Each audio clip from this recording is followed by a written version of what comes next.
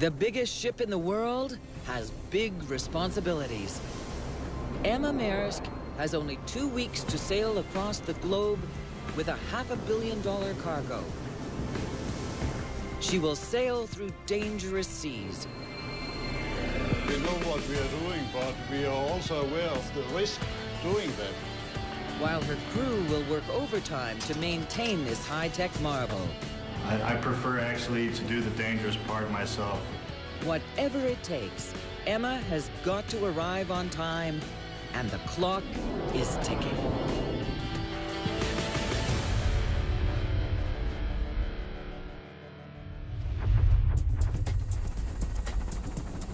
It's one of the busiest ports on the planet, Tanjung Pelepas in Malaysia. It's the loading point for millions of containers a year from Asia, bound for Europe and North America. They carry everything from TVs to t-shirts, frozen fish to footwear, cameras to cosmetics. Today is a very heavy operation. We have 7 vessels on berth, and approximately we are doing about 10,000 containers. But the port's #1 job is to load the world's biggest ship, Emma Maersk. 397 meters long, 20 stories tall, Emma dwarfs everything around her.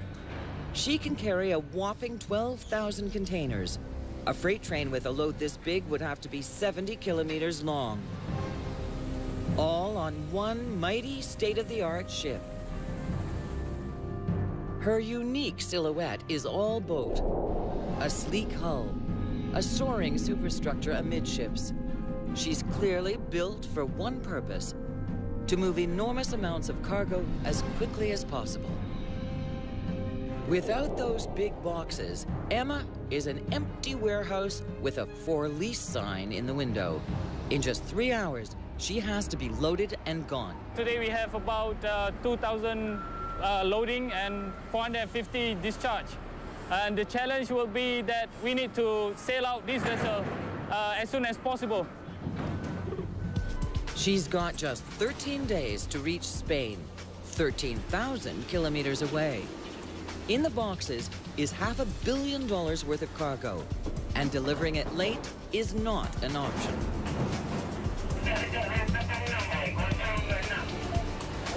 Like giant spiders, 6 gantry cranes tirelessly load containers onto Emma. Each one weighs over 5 tons. And the best crane operators can load 30 an hour, looking down from their perch 60 meters above the ground. Each crane has a manager who confirms that the right containers are being loaded onto the right ship. It's vital that every container is placed properly. On board Emma, that's the job of ship's officers Remus Galeatos and Niels Larsen. In the front, we have the most dangerous cargo. That would be acids, flammable.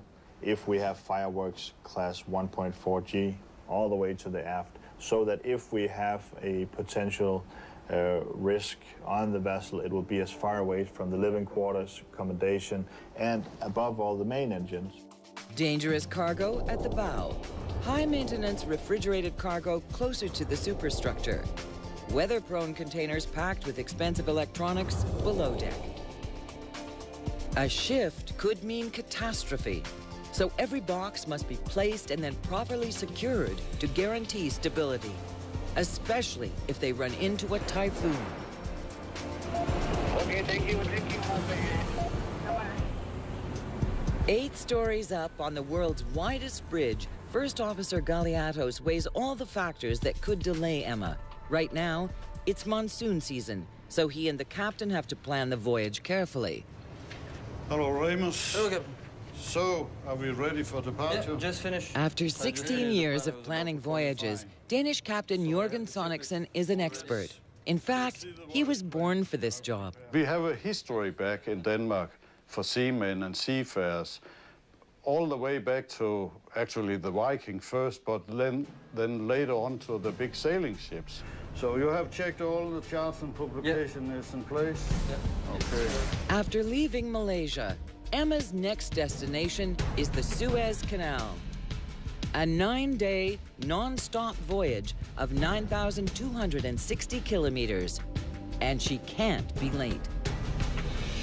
We will depart the pilot station around 1700. And then the required speed in order to arrive at Suez will be 22.7 knots. 22.7. Okay? Yeah. Very good. Based on weather and currents, they determine the most fuel-efficient route. They also consider human risks, like 21st century pirates. And again, we have made the track north of Socotra, Yes, right, yes, in north of order Socotra.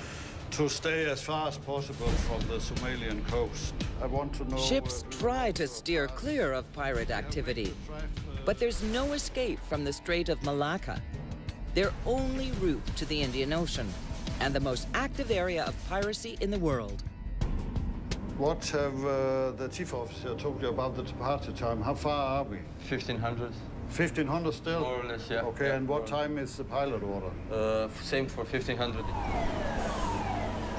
Finally, loading is complete, and together the gantry cranes pull away from the ship.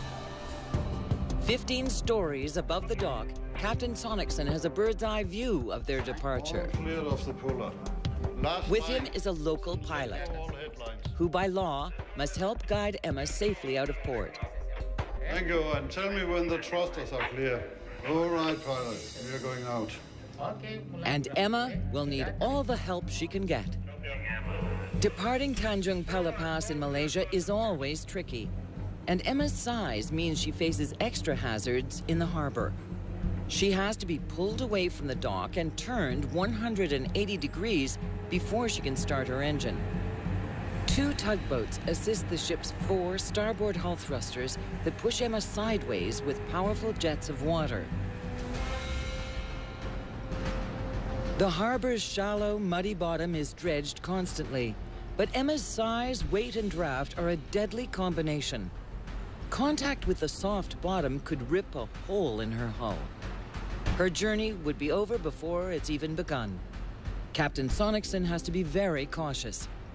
We know what we are doing, but we are also aware of the risk doing that. I'm just making sure that we are keeping ourselves in the middle of the fairway due to our restricted draft. Okay, second, tell me when the propeller clear. Emma completes her turn, and the world's biggest propeller, 10 meters in diameter and weighing almost 130 tons, can now go to work. If all goes according to plan, it won't stop turning for 9 more days. But the sea has plans of its own. As Emma leaves port, a monsoon rolls in, turning the visibility to almost zero. I can't see her, not yet. Port 10. Port 10. Midship. Midship. Steady she goes, please. See that she goes. The mist hides dozens of ships. A collision could spell disaster, but Emma's navigation system identifies the position of each vessel. It's a beacon every ship has with the name and call sign and data of the ETA and where they're going. 30 minutes later, as the monsoon blows by, Emma finally clears the port.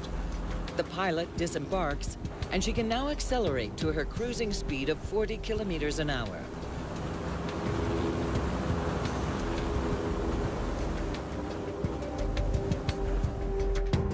With pirate-infested waters dead ahead, Chief Officer Niels Larsen has to do all he can to secure his ship. We're going through a pirate area tonight. Modern-day pirates don't steal cargo. They capture crew for ransom. I'm sure that we need to rig for pirate precautions. In the past month, there have been 4 attacks on smaller ships. Emma's best defense is her size, but the crew still lash high-pressure water hoses to her railings. They're not cannons, but they can shoot a blast of water hard enough to stop a pirate in his tracks. As Emma enters the Strait of Malacca, she's locked up tight, the hoses turned on, and the crew waits out the night.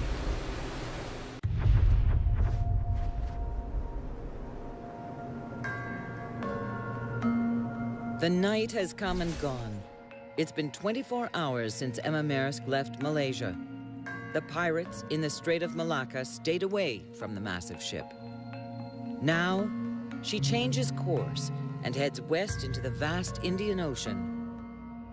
Just 5 degrees north of the equator, the weather is hot, humid, and unpredictable. Captain Sonicson is all too aware that Mother Nature is his biggest challenge. Okay, what are you calling very rough?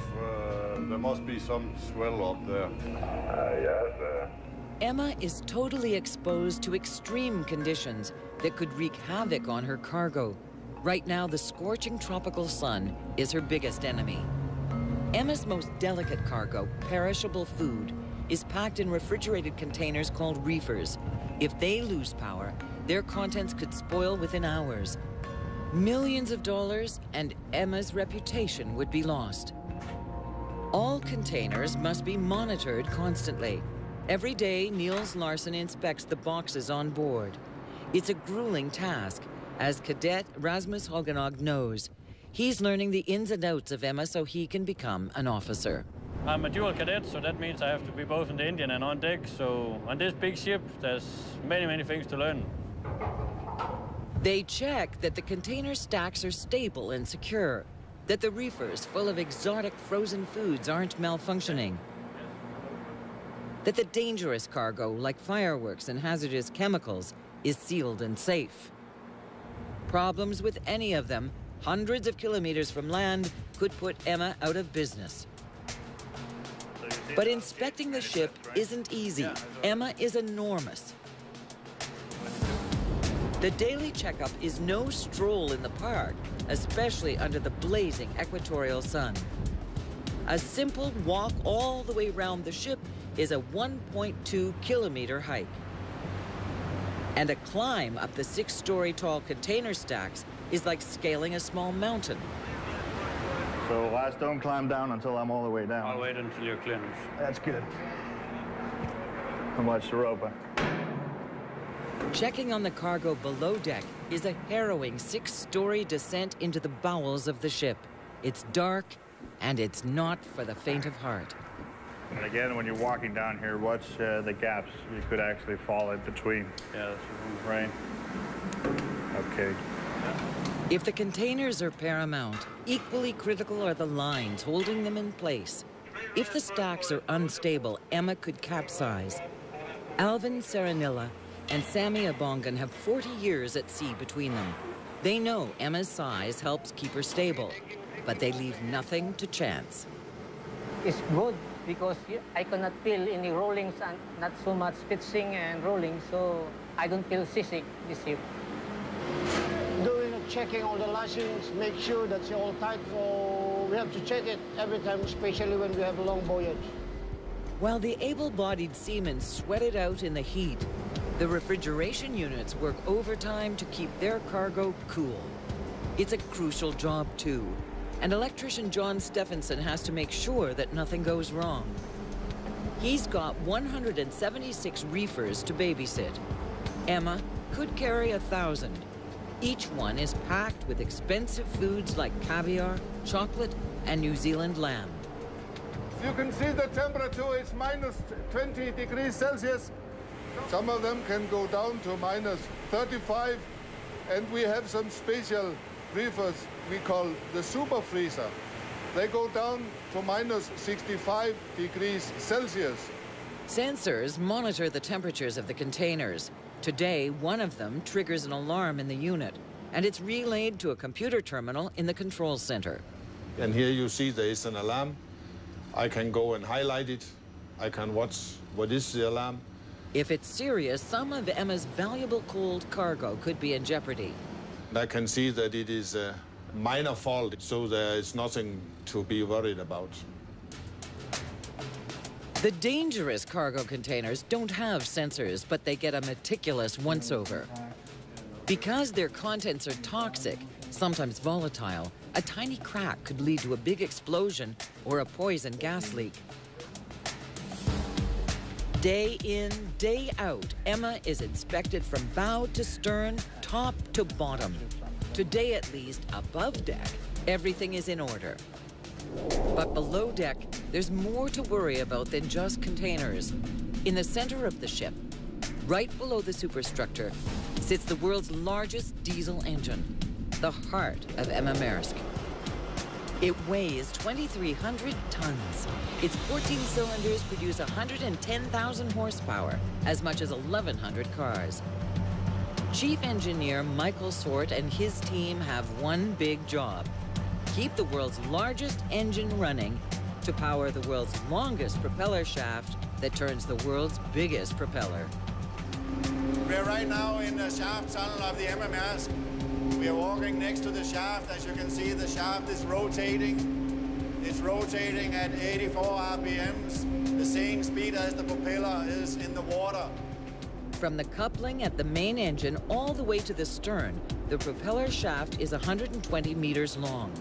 And at the end of the tunnel is Emma's massive propeller. For the next 8 days and 9,000 kilometers, Emma's one and only propeller must turn constantly if she's going to reach the Suez Canal on schedule. Her engine crew has to make sure that it does. They'll use high-tech wizardry. Over 8,000 sensors that monitor everything from fuel consumption and exhaust emissions to the performance of all 14 cylinders. They'll back that up the old-fashioned way, with routine engine maintenance. But at sea, nothing is ever routine. A critical piece of the engine, one of its massive diesel generators, has just failed. Well, this generator is very important. It's 1 out of 5. And they are used to produce electricity and power to our refrigerated cargo. The reefers are in danger. The generator must be repaired, and the crew have only a few hours to fix it. The tropical heat is intense. There are millions of dollars of refrigerated cargo at stake, and Emma is in the middle of nowhere.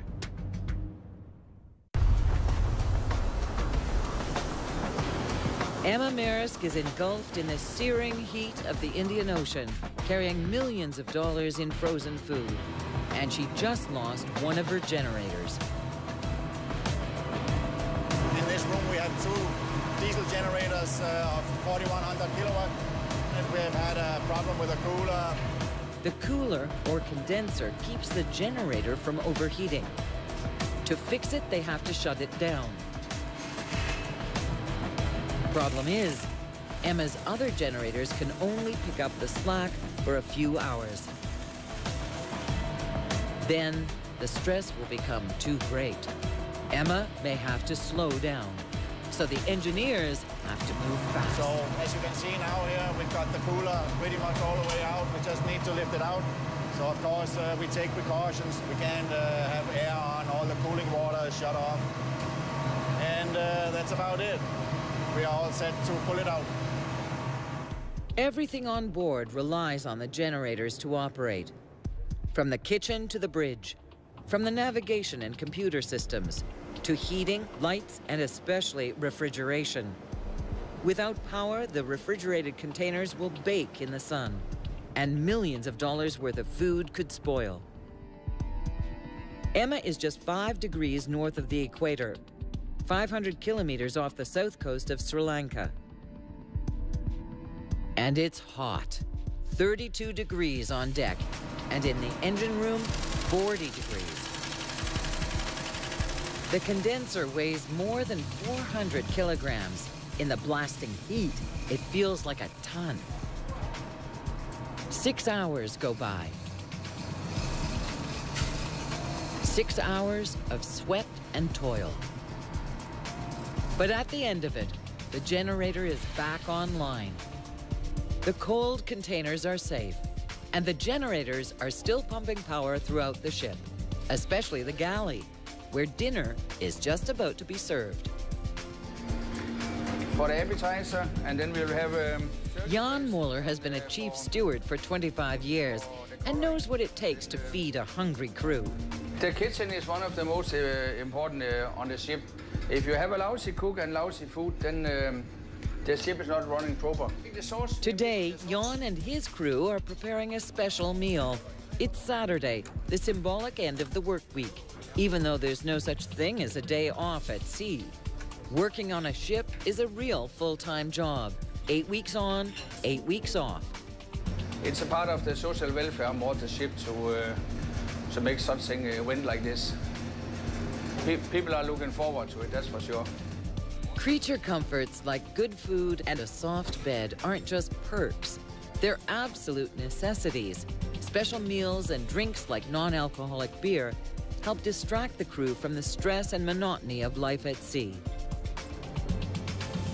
After dinner, off-duty crew head upstairs into the superstructure to relax in one of the ship's recreation areas or in their quarters. Like everywhere, there's a hierarchy on the high seas. The captain and chief engineer get the penthouse suites. Then, it's the senior officers, junior officers, engineers, seamen, and cadets. In all, there's room for 30. There are also 2 TV rooms, an internet cafe, a full gymnasium, and of course, the laundry room. For a sailor, life on board Emma isn't bad. But they are at sea. And sometimes things go wrong. A fire alarm at sea is a chilling sound. Emma may be a tough ship to sink, but a fire could bring unthinkable disaster. But this time it's only a drill. The crew musters in the control center. We have a reported fire in... Nobody has ever fought a fire on a ship Emma's size, so training for one is extremely important. In this drill, the fire is located in a dangerous cargo container at the bow. Poisonous fumes could spread throughout the entire ship. Every fire is different when the cargo is dangerous. Until they know how to fight this one, an advanced team is organized to cool the container and control the fire. I need you to prepare a set of hoses from here and start cooling as soon as you can up here. And you have a radio? Yes, I have here. Very good. Up on the bridge, the first officer changes Emma's course, so the wind will direct smoke and fumes away from the ship. It's also your course to port, so the wind will blow through the port side. Roger that. We'll alter the course so the wind will blow from the starboard to the port. Down below, the fire has been identified. It's a toxic chemical fire. To fight it, a smoke team throws on the gear that will protect them from the fire and the poisonous fumes. John, how are we doing with the hoses? While the advanced team moves forward. I have 6 guys dispatched for the bay number 6 to prepare 3 hoses all in all. 2 for cooling and 1 for the container firefighting equipment. With no time to lose, Niels rushes forward to observe the fire drill. You fill the hose. We will put on the hose. We'll have a loose hose without pressure. John, where's the hose without pressure? When the smoke team gets to the fire, the advanced team is already hosing the container down with seawater. The smoke team approaches cautiously. They don't know what to expect. They've been well trained to stay low, to keep below the smoke and toxic fumes. A steel plate stands in for the side of the burning container. They drill a hole in it with a high-speed drill and insert a high-pressure water hose called a spike.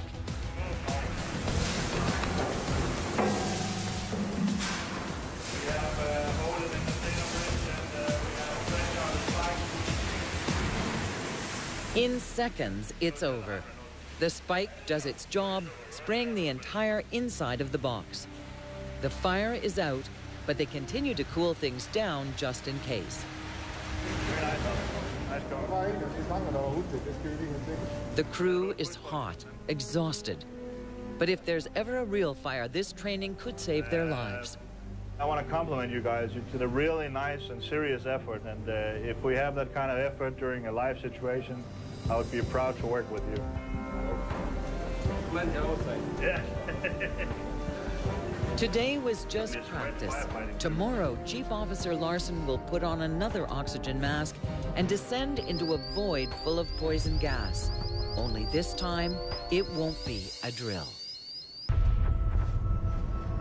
6 days into her voyage from Asia to Europe, Emma Maersk is deep in the Indian Ocean. Sea conditions are perfect, which allows some of Emma's crew to embark on a dangerous operation deep in the bowels of the ship. The bilge tanks, full of gases that could kill in seconds, have to be inspected for cracks. Located at the bottom of the ship, bilge tanks are used to store liquid waste: rainwater, oil, diesel, detergents, and chemicals. There's no such thing as a clean bilge, and they need to be checked constantly for leaks. And because Emma is so new, her tanks are unique. They're poisonous. The new paint, fresh paint, gives carbon monoxide when it dries up.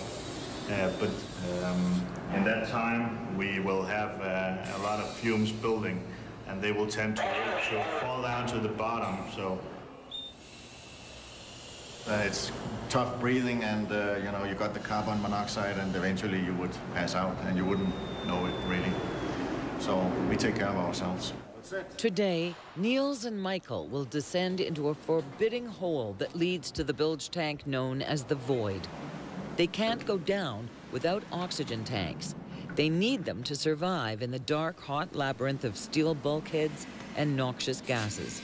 It's a hazardous assignment, so only Niels will climb down all the way. Michael stays one level above and waits, just in case.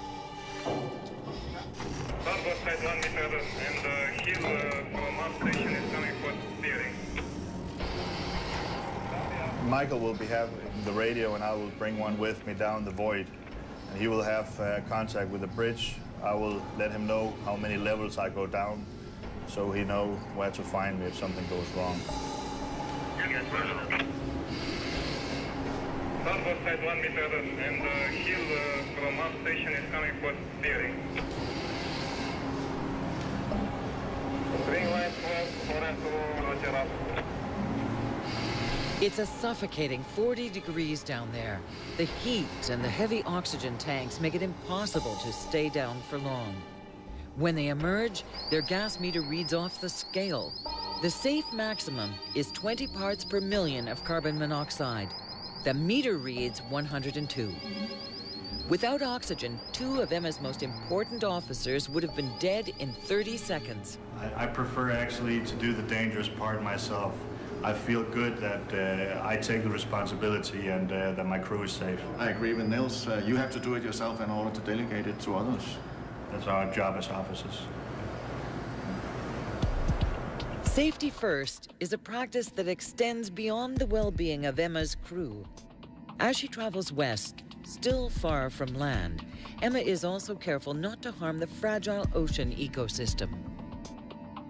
In deep ocean, far removed from the public eye, ships are notorious for dumping their bilge tanks. It's shocking and illegal. But all ships are allowed to throw some garbage overboard as long as they're more than 40 kilometers from shore. But Emma doesn't throw anything over the side. She stores all her garbage safely on board. Dumping bilge or garbage is a huge environmental problem.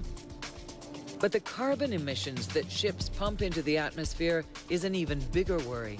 In fact, commercial shipping is responsible for releasing more carbon into the air than trucks and jets combined. Except for Emma. She is the biggest ship with the biggest diesel engine in the world. But she is more fuel efficient and emits less exhaust than a vessel half her size. When they built this big ship, they built her eco-friendly. She's got a state-of-the-art waste heat recovery system that no other ship in the world has. The system recycles the massive amount of gas the engine exhausts out, mixes it with fresh air, and then sends it back into the engine to be used again. Recycling exhaust gases can save up to 10% of the engine's power. That's enough energy for 5,000 homes.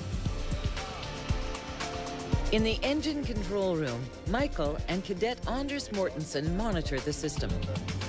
As you can see here, we are running with a 7.3% waste heat recovery. And of course, that reduces our fuel considerably. It results in you are able to throttle down. Okay, so it's only a better fuel economy? Yes, you are improving on the fuel economy. You could say that we are operating the vessel very green here. Emma's carbon footprint is made even smaller by the silicone coating on her hull. It's new, it's revolutionary, and it makes her so streamlined that she saves another 1,200 tons of fuel every year. A jumbo jet carrying the same weight as Emma would travel only half a kilometer. Using the same amount of fuel, Emma could travel 66. And this big ship holds a lot more than a jet. She's carrying 12,000 containers. The last generation of container vessel was able to carry 7,000 containers. Their fuel consumption is a little bit lesser than ours, but not as much as we can carry almost twice the cargo. Efficient she may be, but that won't help Emma when she hits the Suez Canal in a few days. Then she'll be at the mercy of a narrow waterway, famous for its bottlenecks. If Emma is delayed in one, the crew will be hard-pressed to get her to Spain on time. Emma Maersk has sailed across the vast Indian Ocean in just 7 days. She's reached the Gulf of Aden and is within striking distance of the Suez Canal. Next, she'll make a hard right turn into the Red Sea through the Strait of Bab el-Mandeb, Arabic for the Gate of Tears. It's only 20 kilometers wide, not much room in heavy traffic. Over 3 million barrels of oil pass through the strait every day. She makes it through, still on schedule. But when she turns north into the Red Sea, Emma sails into strong gale-force winds whipped up on the deserts of Egypt and Saudi Arabia. It seems like the wind are picking up. Yeah. How do we do? We're doing fine. Required speed is met. So. Okay. Emma has no problem fighting the wind, but technical problems can take her by surprise. A piston rod has snapped in half inside one of the engine's 14 massive cylinders. Our excellent motorman, he observed that a nut was loose on this particular bolt here. The piston rod drives the cylinder head up and down to produce power for the engine. If they don't fix it, there could be big problems. A damaged cylinder could force Emma to slow down. And right now, they're in heavy seas only 200 kilometers from the Suez. We could have continued, but it would have most likely resulted in a damaged cylinder head. We decided why not replace it while we're sailing. But it's not easy. The engineers need to shut the cylinder down and reroute its fuel, and they'll have to adjust the power loads in the other 13. The piston rod they're replacing is a 6-meter, 400-kilogram monster, and impossible to lift or manipulate by hand.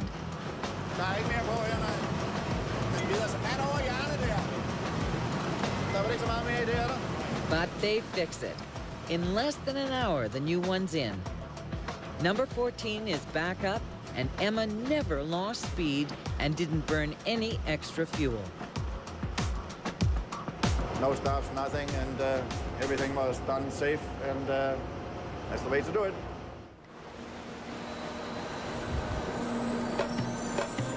Once again, Emma has dodged a problem, and she hasn't lost any time. It's critical that Emma gets to the Suez on time.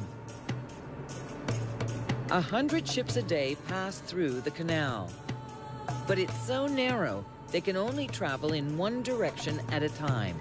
They go in convoys of up to 30 ships. If Emma misses her convoy, or if it's delayed, her $500 million cargo could be late.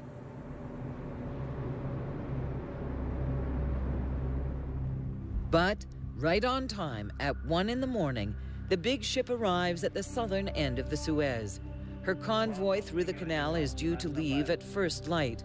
Tonight, she'll rest. For the first time in almost 5,000 nautical miles, the captain orders Emma to slow down. She's been going for 9 days. Everybody choose to slow ahead. Slow ahead. They look for a parking spot for the world's biggest ship. We are going to stay at anchor at number 27. That's this one. That's a good position. Very good position. Emma's been given an outside berth. Now, she just has to drop her 130-ton anchor, one 200-kilogram link at a time.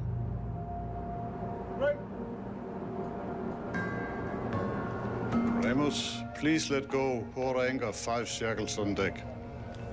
5 shackles on deck, port anchor.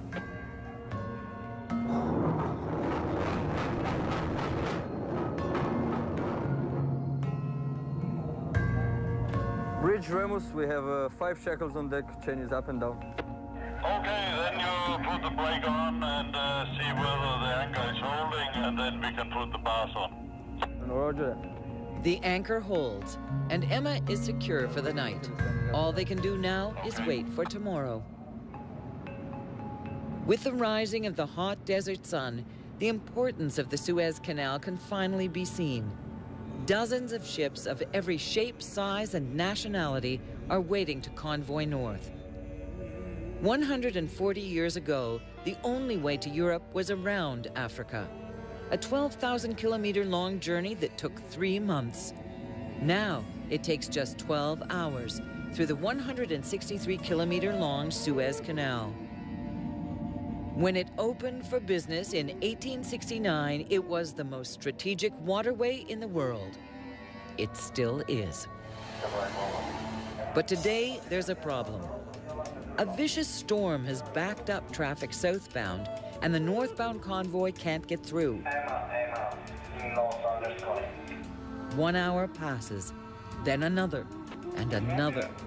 All the crew can do is monitor the radio and watch the harbor. It's like waiting for a pot to boil. Finally, a southbound convoy appears. The canal is clear at last, ready for Emma's northbound convoy. The sight of pilots being dropped off at each ship is the signal she's been waiting for. Time to weigh anchor. Almost 5 hours late.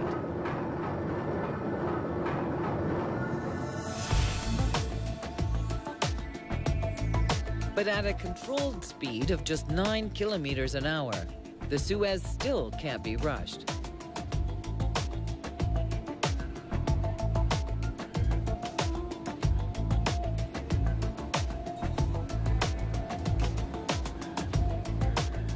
Nineteenth-century canal builders never imagined a ship as big as Emma. Her 56-meter beam is a tight squeeze.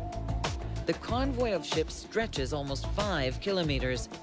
Emma, the largest and longest, takes up the rear position.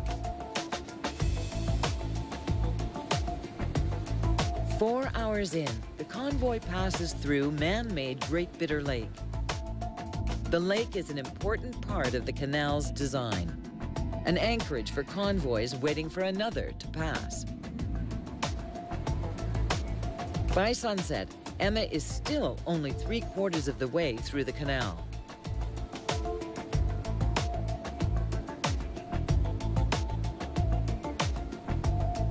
The desert evening is beautiful. But to Captain Sonicson, it's just another reminder that he's now behind schedule. There are clients in Spain relying on him, livelihoods that depend on the goods he's delivering. He has to find a way to get there on time.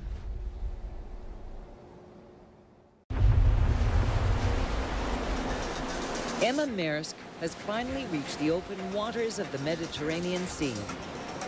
But her passage through the Suez Canal was fraught with delays. Now there's a hiccup in her schedule. The holdup in Suez put Emma behind for the first time on her journey. Algeciras, Spain, is still about 3,500 kilometers to the west. The big ship will have to burn more fuel in order to speed up and get there on time. Captain Sonicson has to figure out just how much faster Emma needs to go. He analyzes everything from ocean currents to headwinds to calculate a new speed. Good morning, this is Captain. Please adjust to 9.5 RPM. 9.5 RPM. That's an increase of 11 RPM. She'll burn more fuel, but Emma is back on track. 3 days later, a landmark, the Great Rock of Gibraltar, gateway to the Western Mediterranean. We are just on track and on schedule, yes. I will reduce to 60 RPM. Algeciras is one of the busiest ports in Europe and one of the toughest to navigate. Its fierce currents and swirling winds are a treacherous soup.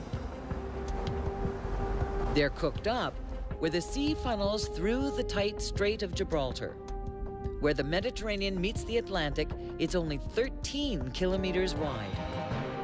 A half-sunken bulk carrier is a grim reminder of how perilous these waters can be. I'll make it a half a head now. Half a head. There's a really strong current around these waters that you have to be careful when you approach the Gibraltar. Reduce to slow ahead. Slow ahead. Okay, helmsman, please take over the wheel now for heading 325. 325. Thank you. Traffic picks up. A bulk carrier is trying to leave the harbor, and she's about to become a real problem for Emma. Yeah, motor vessel Cadmus, this is Emma Maersk on your port bow. We would like to pass ahead of you. I see you are speeding up. So. Turn off monitoring my course to starboard now. Starboard? Emma is too big. She can't change course quickly enough. The other ship has to give way or risk a collision. We won't have time to pass. We don't have space to pass astern of you, so the only possibility is to pass ahead of you. Make it half a head. Only moments to spare, and the bulk carrier changes course. Okay, midship. Thank you very much, motor vessel Cadmus. Ready on 318. It could have been ugly. Instead, good manners and good seamanship resolved a tight fit. But the clock is ticking. It just took Emma more than an hour to travel 1 kilometer. As Emma maneuvers slowly, a pilot comes on board. He'll help guide the ship into her berth, while the tugboats make sure Emma meets her docking schedule. The speed is 2.8. That's slow ahead? That's slow ahead. Emma makes her final turn. The captain and pilot move to the starboard bridge wing to oversee her final approach. Emma uses all her port thrusters, and she's pushed hard by tugs fore and aft.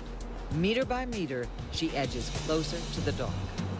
Are we in position? Negative, we still have to move a few meters ahead. About 50. 15.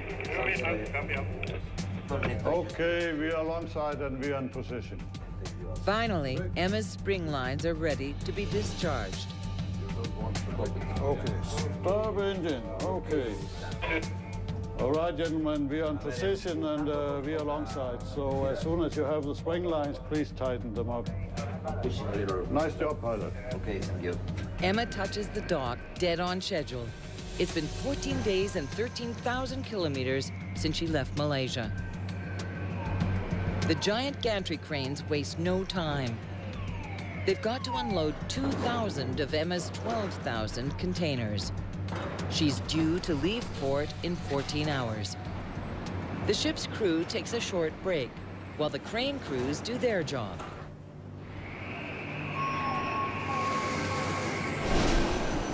Then it's back to work. Chief Officer Larson wants to squeeze in a lifeboat drill. Chief Engineer Sort has another cylinder to repair. And Chief Steward Muller is cooking up another special dinner before Emma leaves tonight. And as you can see, very juicy. But all Captain Sonicson can do is wait. Neither he nor his great ship, Emma Maersk, belong in port. They have a schedule to keep. Without a schedule, we would not have a vessel. And without customers, we would not have a vessel. This year alone, They will travel 315,000 kilometers. That's like circling the globe 7.5 times. For Emma, the journey has no beginning and no end. She was built with a single purpose: to deliver the world's commerce on time, on budget, and never stop.